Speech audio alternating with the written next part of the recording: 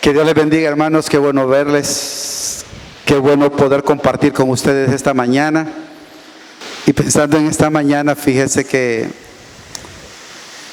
les digo esto porque a veces yo me acerco a personas que yo les digo, ¿cómo están? Y me dicen, estoy bien. Incluso regalan una sonrisa. Pero si yo entro en más detalles con ellos, esa sonrisa se convierte en llanto. Hay muchas personas que usted tiene a su lado ya.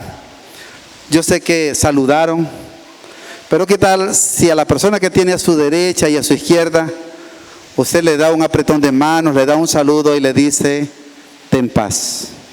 Usted no sabe qué esté pasando, pero ¿qué tal si usted le dice, ten paz? Dios siempre tiene el control. Dígaselo, Dios siempre tiene el control. Ten paz. Porque es cierto, cuando usted saluda a una persona, usted regala una sonrisa y quizás ella responda con una sonrisa. Pero esa sonrisa quizás solo esté ocultando alguna angustia, algún problema, algún temor. Y la sonrisa hace que se cubra un poco lo que es el llanto. ¿Les ha pasado eso a ustedes? Pues a mí me pasa muchas veces y qué bueno es cuando nosotros podemos saludar, darle un apretón de manos, un abrazo. Eso cura muchas heridas. Quiero una vez más que cierre sus ojos y dígale, Señor, gracias te doy. Gracias por permitirme estar aquí en este lugar, oh Dios, porque sé que tú tienes algo para mí en esta mañana. Hoy yo te pido, Dios, que pongas en el corazón y en la mente de cada oyente, oh Dios, un corazón sensible, una mente sensible a tu palabra. Y que no solamente seamos oidores, sino que también guardemos tu palabra y seamos hacedores de tu palabra. Obra tu perfecta voluntad en la vida de cada persona que está aquí. Señor, yo te lo pido en el nombre de Jesús. Amén y amén. Y hoy voy a hablarles de quiénes heredarán el reino de los cielos. ¿Quiénes serán aquellos que heredarán el reino de los cielos? Vea lo que dice Salmo capítulo 24. Y en el versículo 3 y 4, lea conmigo esto que dice. ¿Están conmigo? Y dice, ¿quién subirá al monte de Jehová? ¿Y quién estará en su lugar santo? El limpio de manos y puro de corazón, el que no ha elevado su alma a cosas vanas, ni jurado con engaño. Pasemos a Salmo capítulo 15. Ahí mismo vaya al capítulo 15 y lea conmigo también lo que dice. Aquí hay una pregunta que le hace el salmista y le dice, Jehová, ¿quién habitará en tu tabernáculo? ¿Quién morará en tu monte santo?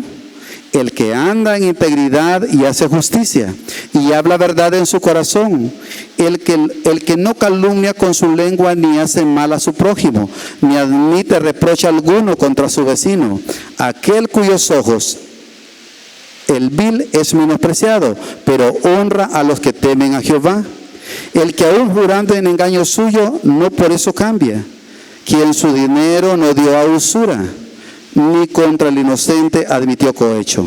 El que hace estas cosas no resbalará jamás.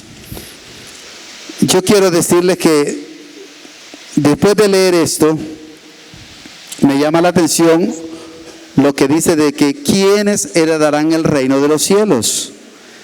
Es evidente después de estos versículos que hemos leído que no todos entrarán en el reino de los cielos.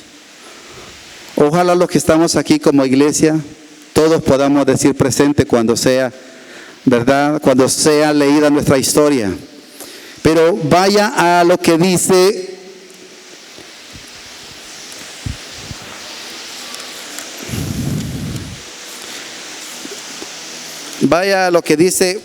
Mateo capítulo 21. Mateo capítulo 21, capítulo 7, versículo 21. Porque en Salmo nos está hablando de quienes no heredarán el reino de los cielos. Y hace, ¿verdad? Pues ahí nos da unos unos puntos muy claves para heredar el reino de los cielos. Pero en el versículo 21 de Mateo 7 dice: no todo el que me dice Señor, Señor entrará en el reino de los cielos, sino el que hace la voluntad de mi Padre que está en los cielos. Muchos me dirán en aquel día: Señor, Señor, ¿no profetizamos en tu nombre, y en tu nombre echamos fuera demonios, y en tu nombre no hicimos muchos milagros? Y entonces Él les declarará: no los conozco, nunca los he conocido. Apartaos de mí, hacedores de maldad. Entonces nosotros vemos aquí que en realidad no todos vamos a heredar el reino de los cielos. Quizás no todos los que estamos aquí heredaremos el reino de los cielos, porque hay cosas buenas que hemos hecho, pero el Señor dice que no hay bueno ni aun uno. Jesús les dijo: solo mi Padre que está en los cielos, solamente Él es bueno. Eso nos da a entender que no hay nadie de nosotros que sea bueno. Y no es que no debemos hacer cosas buenas, debemos hacer cosas buenas. Venir a la iglesia los domingos, sentarnos, ¿nos hace heredar el reino de los cielos? No. El visitar muchas iglesias. Hay un señor que yo me encontré un día y me dice que él conoce todas las iglesias y que ha ido a todas las iglesias y que él conoce lo bueno y lo malo de cada iglesia. Y por eso dice: no me quedo en ninguna. Tomé lo bueno de cada una y deseché lo malo. ¿Esa persona irá al reino de los cielos por haber visitado todas las iglesias que existan? Tampoco nos hace. Entonces, hermanos, ¿qué nos hace ser herederos del reino de los cielos? Si en realidad el venir a la iglesia, el visitar muchas iglesias, el ser bueno, mire que ahí muchos dicen que dirán: pero Señor, si yo en tu nombre eché fuera demonios, pero si yo en tu nombre hice muchas sanidades, pero yo en tu nombre hice tantas cosas en tu nombre. Pero Él les dirá: apartaos de mí, hacedores de maldad. Así que hay que tener cuidado. ¿Qué estamos haciendo?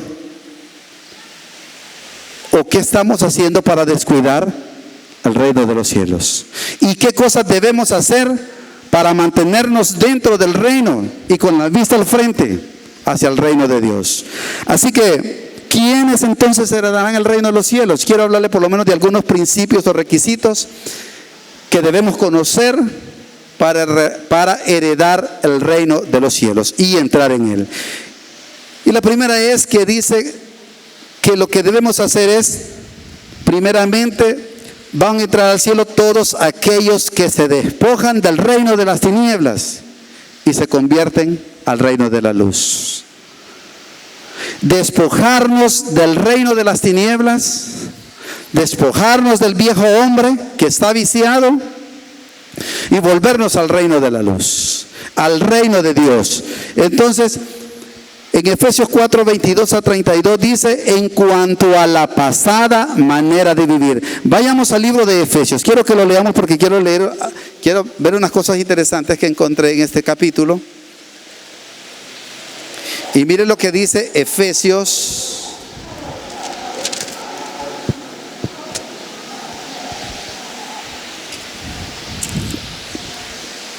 capítulo 4, versículo 22 en adelante. Y dice: en cuanto a la pasada manera de vivir, despojaos del viejo hombre que está viciado conforme a los deseos engañosos, y renovaos en el espíritu de vuestra mente, y vestíos del nuevo hombre, creado según Dios en justicia y santidad y verdad. Por lo cual, desechando la mentira, hablad verdad, cada uno con su prójimo, porque somos miembros los unos de los otros. Airaos, pero no pequéis, no se ponga el sol sobre vuestro enojo, ni deis lugar al diablo. El que hurtaba, no hurte más, sino que trabaje haciendo con sus manos lo que es bueno, para que tenga que compartir con el que padece necesidad. Ninguna palabra corrompida salga de vuestra boca, sino la que sea buena para la necesaria edificación, a fin de dar gracia a los oyentes.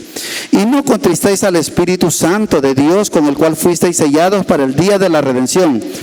Quítense de vosotros toda amargura, enojo, ira, gritería y maledicencia y toda malicia. Antes sed buenos, antes sed benignos unos con otros, misericordiosos, perdonándoos unos a otros, como Dios también os ha perdonado a vosotros en Cristo. Hermanos, dice que debemos despojarnos del viejo hombre, despojarnos del reino de las tinieblas. Lo que hacíamos en el reino de las tinieblas, ya no deberíamos hacerlo. Cuando nosotros venimos a Cristo y entregamos nuestra vida y le decimos: Señor, entra en mi vida, quiero ser conforme a tu corazón, quiero ser la persona que tú quieres que yo sea. Usted ha recibido a Cristo, pero quizás eso no haya cambiado su pasada manera de vivir. Porque una cosa es recibir a Cristo en nuestro corazón y otra cosa es dejar lo que estábamos haciendo antes. El hombre viejo, como dice que está el viejo hombre, está viciado. ¿Sabe cuál es el problema de nosotros muchas veces? Que nos volvemos a Dios, nos despojamos del viejo hombre, pero no estamos haciendo cosas nuevas. Y en estos versículos que leí de Efesios dice: por lo cual, desechando la mentira, hablad verdad. Es cierto que si nosotros hablábamos mentiras, ya no vamos a hablar mentiras, pero hablemos de la verdad de Cristo. Testifiquemos lo que hemos visto, lo que Dios ha hecho en nosotros. Estamos hablando verdad. Si el que hurtaba ya no hurte más, dice ahí. Pero no solo dice eso. Si usted sigue leyendo el contexto de ese versículo, dice: el que hurtaba, no hurte más, trabaje. ¿Qué hacemos entonces si aquellas personas dejó de robar, pero no trabaja? Van a pasar dos cosas: o va a volver a hurtar, o va a ser una carga para la familia y para el Estado. ¿Cierto o no? Entonces la idea no es solamente a despojarnos del viejo hombre, sino comenzar a hacer cosas nuevas. Mire qué dice: el que hurtaba, no hurte más, sino que trabaje. Ninguna palabra corrompida salga de vuestra boca, sino la que sea buena. Entonces, si nosotros hablábamos palabras oeces en el viejo hombre, pues ahora nosotros hablemos palabras que edifiquen a otros. Yo le pregunto: ¿estamos edificando nosotros con nuestras palabras a los demás? ¿Son edificados aquellas personas a quien nosotros tratamos? Decía un predicador que escuchaba el otro día: una verdad bien dicha edifica, una verdad mal dicha destruye. Si vamos a hablar, que sea para edificar. Si vamos a reprender, sea para edificar. Si vamos a exhortar, sea para edificar. Pero si vamos a destruir, mejor no hablemos. Entonces, una verdad bien dicha sí va a edificar. Pero una palabra, cuando no se sabe decir, vamos a correr al hermano y lo vamos a destruir. Así que tomemos en cuenta eso, ¿verdad? Porque en realidad, ¿qué estamos haciendo? ¿Estamos edificando con lo que estamos haciendo? Entonces, que con nuestras palabras edifiquemos. Me llama la atención cuando Dios le habla al pueblo de Israel y le dice en Zacarías capítulo 1 versículo 3, le dice: dile a mi pueblo, volveos a mí, dice Jehová de los ejércitos. Zacarías le dice al pueblo: ¿saben qué dice Dios? Vuélvanse a Él, vuélvanse a Dios. ¿Y por qué Dios les dice volveos a mí? Si era su pueblo. Porque el pueblo de Israel se había olvidado de lo que Dios había hecho por ellos. Se habían olvidado cuando fueron testigos oculares, cuando aquellas 10 plagas llegaron al pueblo de Egipto y dañaron al pueblo de Egipto. Pero al pueblo de Israel no lo tocó. Esas 10 plagas no tocaron al pueblo de Israel. Y ellos fueron testigos de lo que pasó. Sus padres contaron lo que había pasado. Que cuando fueron perseguidos por el ejército del faraón, ellos pudieron pasar por el mar y lo miraron. Cómo se abrió el mar en 2 partes y ellos pudieron pasar en seco. Y también pudieron ver cómo el ejército del faraón se ahogaba en las aguas porque el mar se volvía a unir. Y todo eso lo olvidaron. Olvidaron todo el trayecto del desierto, cuando dice que sus vestiduras no se envejecieron, cuando sus calzados no se desgastaron. Y todo eso fue parte de lo que Dios había hecho con ellos y se habían olvidado de lo que Dios había hecho en sus propios ojos, mirándolo con sus propios ojos. Y Él les dice: volveos a mí y yo me volveré a vosotros. En otras palabras, era un pueblo rebelde. Era un pueblo rebelde, desagradecido. Pero dejémoslo en rebelde. Dejemos en un pueblo rebelde, en un pueblo desagradecido, en un pueblo malcriado, no sé cómo le podríamos decir. Pero yo lo digo que ¿pasaría solo en el pueblo de Israel esto? No. Hoy está pasando lo mismo.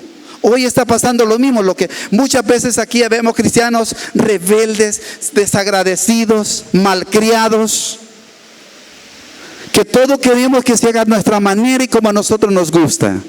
Nos olvidamos de lo que Dios ha hecho con nosotros y hasta muchos pastores hablan de mandar al psicólogo a estos hermanos porque están mal.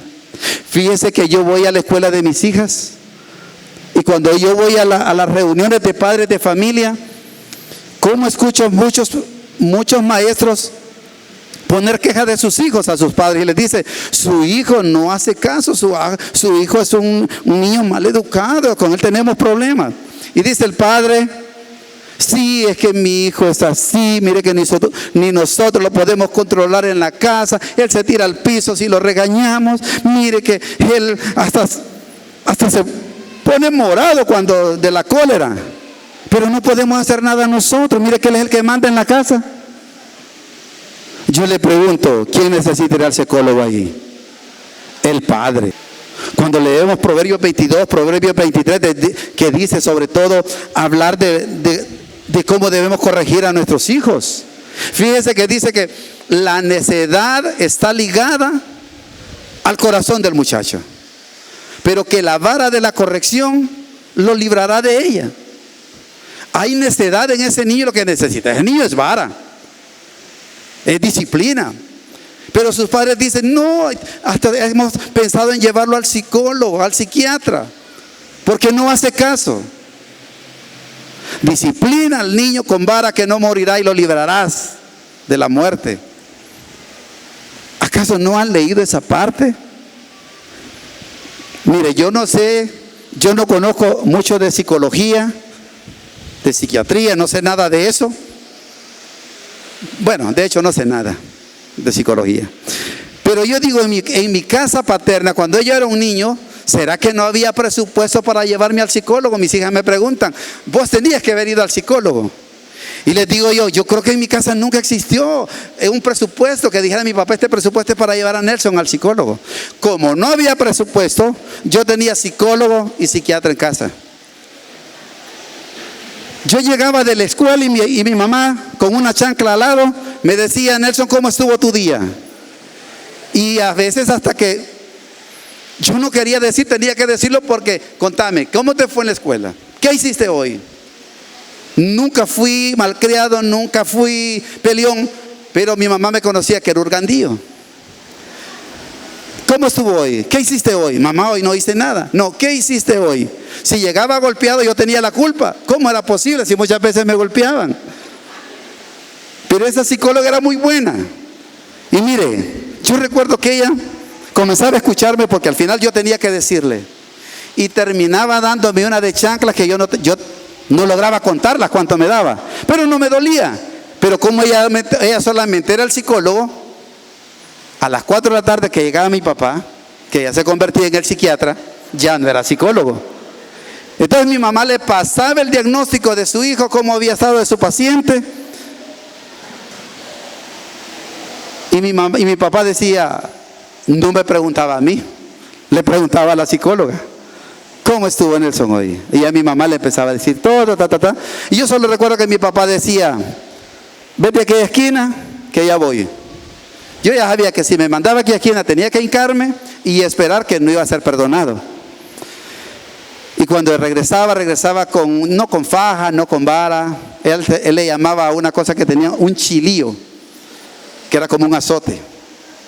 Para los que tienen 50 años, o que yo no he llegado a ellos, pero sé que me entienden.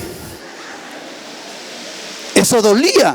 Y yo digo, mi mamá era psicóloga y mi papá sí era el psiquiatra, porque sí que atravesaba todo lo que era piel. Y dolía. Y dolía. Y digo yo, ¿por qué hacía eso mi papá? ¿Por qué hacía eso mi mamá? Hoy me doy cuenta, no había presupuesto para el psicólogo. No tenían. Pero hoy hay presupuesto para eso, menos para disciplinar. El psicólogo no disciplina. El psiquiatra no disciplina. Y yo hoy día pensando en eso, con lo que yo estaba leyendo, definitivamente, eso es lo que está pasando con muchos cristianos hoy. Pero déjeme decirle, hermano, Dios no es alcahueto. Nuestros padres podrán ser alcahuetos, pero Dios no es un Dios alcahueto. Dice Dios que Él es un Dios primeramente lleno de misericordia, no alcahueto. Él es un Dios lleno de misericordia, lento para la ira, pero grande en misericordia. Pero dice que al que toma por hijo, lo disciplina. Entonces, como padres, estamos haciéndolo mal si nosotros no estamos disciplinando a nuestros hijos. Y Dios, al que toma por hijo, lo disciplina. Debemos hacer cosas nuevas con lo que Dios ha hecho con nosotros.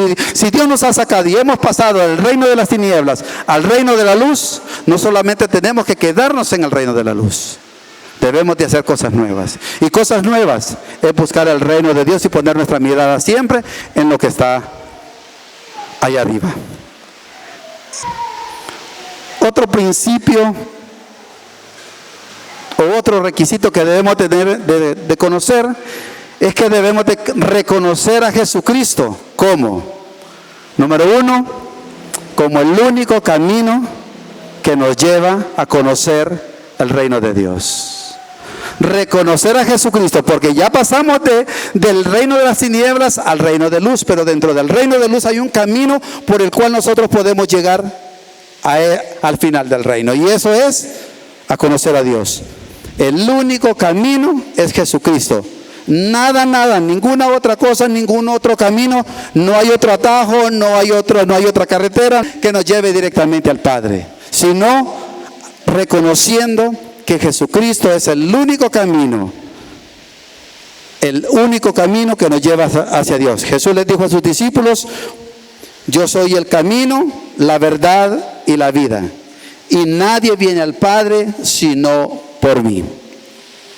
Déjeme decirle esto: no hay ningún otro camino que nos lleve al Padre sino a través de Jesús. Reconocer a Jesucristo como el único, como el Salvador y como el Señor de nuestras vidas. Dijimos que primeramente reconocer a Jesucristo como el camino a Dios. Ahora, como el Salvador, como el único Señor y Salvador de nuestras vidas. En Romanos 10:9, en el versículo 9, la primera parte dice que si confesares que Jesús es el Señor, que si confesares, oiga bien, cuando nosotros confesamos y declaramos que Jesucristo es el Señor, seremos salvos. O sea, conoceremos el reino, en otras palabras.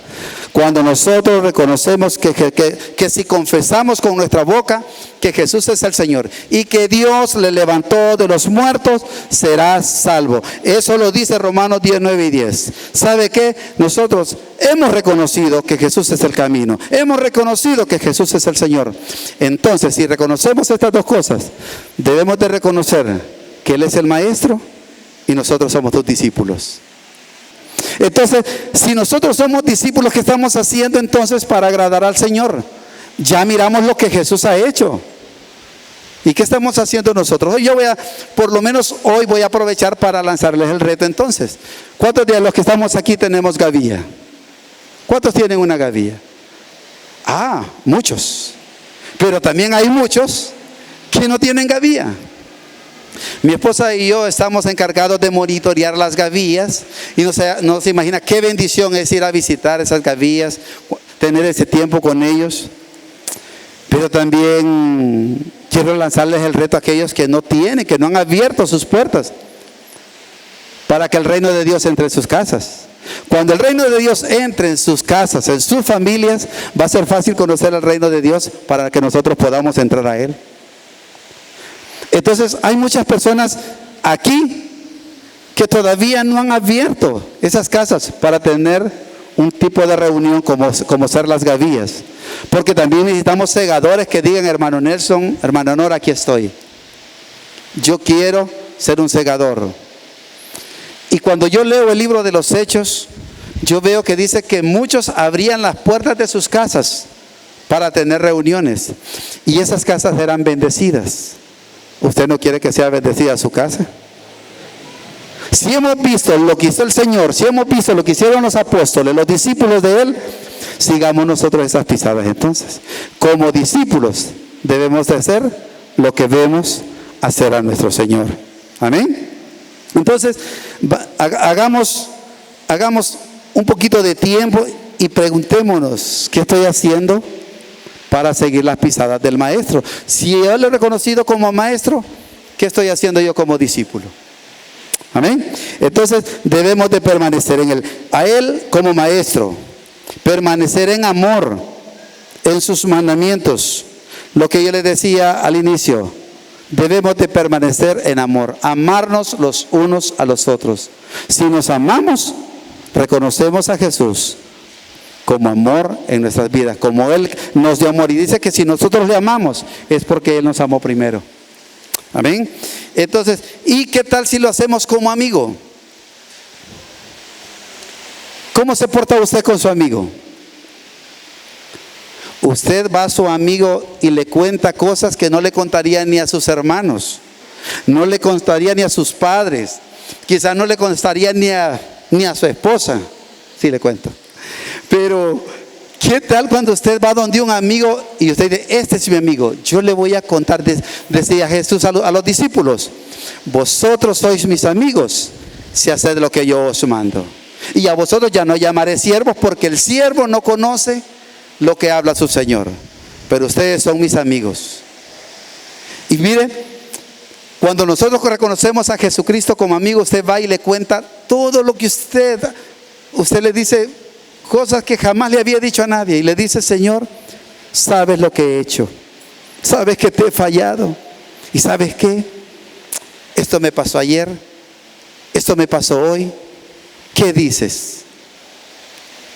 Usted pide opinión y un amigo, como buen amigo, le va a dar un consejo sabio, sobre todo si es un hombre cristiano, ¿verdad? O una mujer cristiana, o una familia cristiana, y usted dice, ay, qué rico se siente. A un amigo lo único que no hay que aceptarle es que le venga a pedir prestado. Porque el amigo, usted va a perder el amigo y va a perder su dinero. ¿Cierto o no? Sí. Y qué tremendo, una vez se me acercó un amigo que dice que era mi amigo, yo digo que no. Pero me dijo, Nelson, demostrame que somos amigos. Ajá, contame. Préstame 10,000 lempiras, me dice. Y entonces yo le dije, fíjate que como vos decís que somos muy buenos amigos, no quiero perderte. Así que no te lo voy a prestar. Porque si te los presto te voy a perder y voy a perder mi dinero. Entonces qué bueno que podemos seguir siendo amigos. Un apretón de mano y me fui. Sí, porque amigos no es eso, ¿verdad? No, y eso es cierto. Y mire, yo le digo una cosa. Si usted tiene deseos de ayudar a alguien, ayúdele. Sí, pero déselo. Si usted le prestó, quizás no vuelva. No digo que todo, ¿verdad? Pero hay que tener mucho cuidado con eso. A Jesús sí podemos pedirle.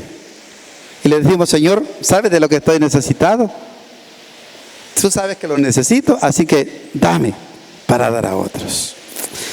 Entonces, como amigo, nosotros debemos de tomar en cuenta que sí le podemos contar nuestras intimidades y aún, como le digo, decirle, Señor, estoy necesitado de ti, estoy necesitado de esto. Haz conmigo, necesito que hagas conmigo esto, hagas lo otro. Porque Él es su amigo. Usted debe reconocerle que es su amigo. Y otro principio que yo les quiero hablar es que van a heredar el reino de los cielos los que viven una vida en santidad. Vivir una vida en santidad. Porque al inicio lo que nosotros leíamos, No porque nosotros hayamos echado fuera demonios, porque nosotros hayamos sanado enfermos, vamos a heredar el reino de los cielos. No, no. Necesitamos vivir una vida en santidad. Qué tremendo cuando nosotros vemos y pensamos, ¿y qué vivir una vida en santidad? Pues hombre, apartados para Dios. Vivir una vida como que si este día fuera el último día. Y decir, si el Señor viene hoy, yo me voy contigo. Si el Señor viniera hoy a mi vida, yo me voy contigo. En 1 de Pedro 1:16, Pedro decía, sin santidad nadie verá al Señor. Sin santidad nadie puede llegar al reino. Sin santidad nadie puede mirar a Dios. Y vaya al libro de Daniel. Quiero que leamos en el libro de Daniel, capítulo 7, versículo 18. Dice, después recibirán el reino. ¿Quiénes lo recibirán, hermanos? Después recibirán el reino los santos del Altísimo y poseerán el reino hasta el siglo, eternamente y para siempre. Primeramente dice que quienes recibirán el reino son los santos. Usted y yo somos santos, podemos santificarnos, mantenernos en santidad, y que sin santidad recordar que no veremos a Dios. Y dice que quienes heredarán el reino serán los santos. ¿Y cuánto lo heredarán? ¿Cuánto tiempo heredarán los santos el reino? Hasta el siglo y eternamente y para siempre. Así que nosotros estamos llamados a vivir en santidad, heredar el reino de los cielos y vivir en él eternamente y para siempre. Amén. ¿Cuántos dicen amén? Amén. Así que, hermanos, debemos de vivir una vida en santidad. Sin santidad nadie verá al Señor. Y vivir en santidad es el boleto seguro que nos llevará a conocer a Dios. Amén. ¿Está conmigo? Y otro requisito también que necesitamos para llegar al cielo, o los que llegaremos a heredar al reino, es cuando nosotros anhelamos el Espíritu Santo en nosotros, anhelar el Espíritu Santo en nosotros y permanecer en Él. Que Él permanezca en nosotros. Porque una cosa es cuando nosotros anhelamos el Espíritu Santo. ¿Cuántos de ustedes han anhelado que el Espíritu Santo venga a ustedes? A mí quizás la mayoría. Y viene Dios y envía el Espíritu Santo. El Espíritu Santo nos llena y nos llena y nos llena. Y nosotros, wow, anhelábamos eso. Pero como la llamarada de Tusa, hubo aquello y se perdió. No. Debemos anhelar que el Espíritu Santo venga a nosotros, pero que también permanezca en nosotros. Que permanezca en nosotros. Dice que el Espíritu Santo es quien nos convence de pecado, de justicia y de juicio. ¿De qué nos convence el Espíritu Santo? De pecado, de justicia y de juicio. Eso quiere decir que si el Espíritu Santo está en nosotros, va a convencernos de pecado. ¿Sabes qué? Estás pecando. Estás pecando. El Espíritu Santo va a estar ahí. No lo hagas, Nelson, no lo hagas. Eso es pecado. Pero si el Espíritu Santo no está, usted no va a sentir ningún peso de conciencia. Usted no va a escuchar ninguna voz que no lo haga. Porque dice que Él es quien nos convence de pecado, de justicia, cuando no estamos siendo justos con los demás. Muchas veces el Señor me ha hablado, no debiste hacer eso, Nelson. No tuviste que decirle o hacerle eso a esa persona. El Espíritu Santo me está convenciendo de justicia, de juicio. ¿Por qué juzgaste a esa persona? ¿Por qué tuviste que juzgarla? El Espíritu Santo dice que Él nos convence de pecado, de justicia y de juicio. Pero también el Espíritu Santo nos guía. En todo lugar, en todo momento debemos de saber que el Espíritu Santo, si está en nosotros, nos va a guiar a hacer cosas, como nos va a guiar también a no hacerlas. Muchas veces el Espíritu Santo va a venir a nosotros y nos va a decir qué hacer. Y juzguen ustedes con esto que les voy a contar. Fíjense que un día yo decidí, en una tarde, voy a ir a visitar una familia, una familia de aquí de la iglesia. Pero mientras venía para la iglesia, yo voy en el carro y yo no escuché una voz, pero hay un pensamiento que se apoderó de mí y me decía: Nelson, no vayas donde esa familia. no vayas donde esa familia, quiero que vayas a la familia. Y me dijo específicamente a quién visitar. Pero yo dije, no, voy a ir donde yo quiero ir. Pero mire, fue tan fuerte aquel pensamiento en mi cabeza, no vayas. Y ya a unas cuadras antes de llegar a la familia donde yo iba, yo hice el retorno y me regresé. Cuando yo voy de regreso, llegué donde esta persona. Ese día ese hombre había salido del hospital. Y me dice, hermano Nelson, ¿cómo supo que yo quería que usted viniera? ¿Y qué pasó? Vengo llegando del hospital, vengo con una sonda aquí porque la próstata no sé qué me molestó y me han puesto esta sonda. Y yo dije, hoy sí quisiera que viniera el pastor o el hermano Nelson. Y le dijo a la esposa, ¿sabes qué? Un día de estos van a venir ellos. Pero no pensé que hoy mismo viniera usted. Y yo le decía, ¿sabe qué, hermano? Yo no venía para acá. Yo iba a visitar a otra familia. Pero el Espíritu Santo me dijo que viniera a verlo a usted. Estuvimos orando, platicamos, conversamos de todo, pasamos un buen tiempo. Él se alegró y yo me alegré de haber escuchado la voz del Espíritu Santo. ¿Ustedes creen que me habló? ¿Fue el Espíritu Santo quien me guió? Claro que sí, pero que también nosotros nos dejamos guiar por el Espíritu Santo. Y lo más reciente que pasó fue hace unos 20 días más o menos. Todos saben que yo estuve mal de la rodilla. Y a mí por un momento me preocupé porque drenaba esa herida y no terminaba de drenar. Yo sé que aquí hay muchos que oraron por mí. Y gracias por eso. Gracias por orar. Y una madrugada, como a las 3 de la mañana, me despierto y me dice el Señor, ora. Y luego otra vez, levántate y ora. Y cuando yo me levanté, me fui a orar. Y cuando estaba orando me dijo, ora por tu rodilla. Ora por tu rodilla. Y lo primero que yo pensé, orar por mi rodilla. He tenido tantos que han estado orando por mi rodilla. Y él me dijo, pon tu mano en tu rodilla y ora por tu rodilla. En ese momento yo no podía arrodillarme.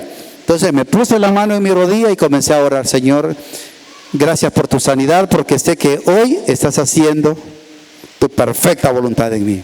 Y gracias, Señor, por sanarme. Ese fue el último día que mi rodilla drenó de esa herida. Y a partir de ese momento comenzó a secar y a secar y a secar y a secar. Hoy yo puedo danzar, hoy puedo gritar, gracias a que el Espíritu Santo me guió a orar por mí. Muchas veces Dios lo va a guiar a usted a orar por lo que pasa, que usted está esperando que otros vayan y oren por usted. No, hermano, arrodíllese ahí, ponga su mano en la parte que tiene afectada y comience a orar. ¿Sabe qué? Hoy hay sanidad, si usted le cree a Dios.